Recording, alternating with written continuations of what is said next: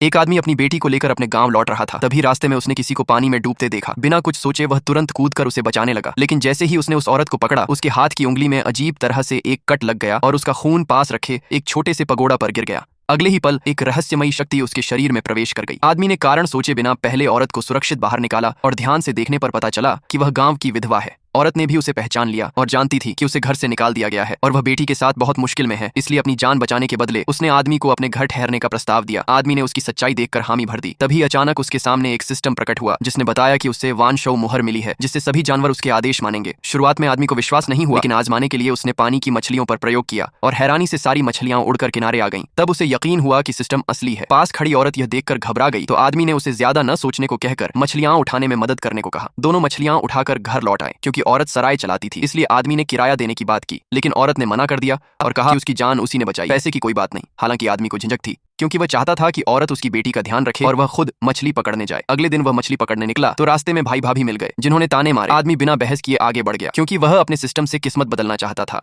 नदी के बीच जाकर उसने मछलियों को बुलाया और थोड़ी ही देर में नाव बड़ी बड़ी मछलियों से भर गई। बाद में वह मछलियां होटल के बाहर बेचने पहुंचा, जहां मालिक ने ताजगी देखकर ऊंची कीमत लगाई और आगे भी सप्लाई का वादा किया।